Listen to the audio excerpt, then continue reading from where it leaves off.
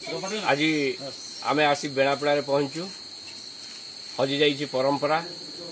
आज समस्ते सहरमुखी गाँव में कहीं ना किंतु बड़ विचित्र कथा ये अरणा ग्राम पंचायत नाउगाँ ब्लॉक जगतसिंहपुर जिले में बेणापड़ा ग्राम में लेखन अवस्था बजाई रही सबुदिन पर आगुरी थिला एबे भी अच्छी भाईचारार परंपरा ये भी आरंभ होती चली आज आसतु गोटी गोटी पचारा केमिति होची ये लेखन बसा दुर्गा पूजा जो पारंपरिक नीति नीति नियम सब केमिति रही आसतु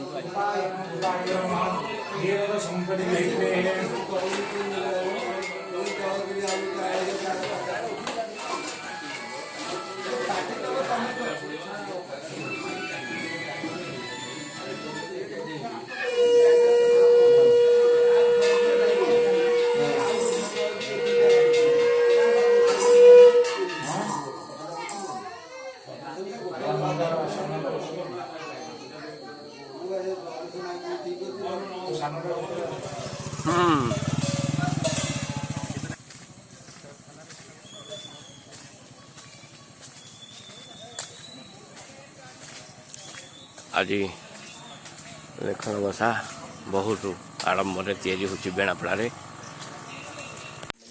आज्ञा आप नाटा कौन लिंगराज महांती आप बेणापड़ा आप ये रहती पुरी आसठी पूरे कहीं इष्ट पूजा निहाती आसा पड़े ठीक ना मन मोटा बुझे नहीं जब केमी गाँव को जाए बहुत उत्साह में आसे गाँव सब वर्ष आसती प्रति वर्ष गाँव को आसे बास बहुत बढ़िया आपण भाईचारा बंचाई रखिंट धन्यवाद।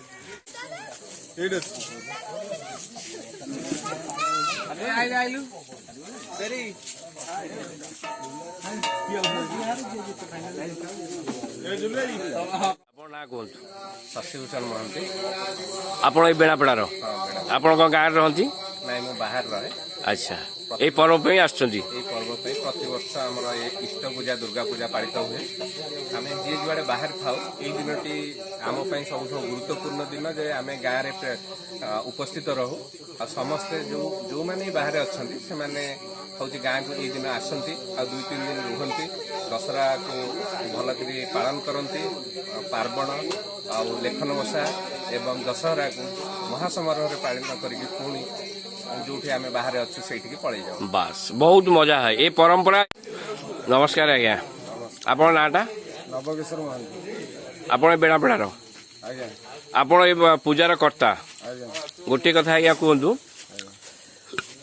भाईचारा आगुरी जो परंपरा थिला रीतिनीति परंपरा सब हजिगला गाँ गाँव में समस्ते आज सहरमुखी किंतु आपण को ये संस्था केते वर्ष है चली आमर आज्ञा ये जो आम जो जाति हूँ करण आज्ञा भगवान गीतार जो लिखिं चातुर्वर्ण मया सृष्ट गुणकर्म विभाग भगवान ब्राह्मण क्षत्रिय वैश्य शूद्र जो लिखिं से जाति भितर आम नाहू माने से समस्त जातिर जो मैंने बुद्धिमान लोक से मैंने करण जाति आमर व्यवसाय थिला पूर्वपुरुष ए पर्यंत भी आमर लेखन आ तालपत्र पोथी रजा पाखे आम किसी बुद्धिमान लोक मंत्रीकरण कर बहुत बढ़िया कथा कहतु से आज पर्यंत से बाप अजा 14 पुरुषर जो लेखन जो तालपत्र आमर एपर्यंत भी आम इष्ट देवता बोली भावी पूजा करुँ आ ये परंपरा आम पिला छुआ थिबा पर्यंत करण जाति थिबा पर्यंत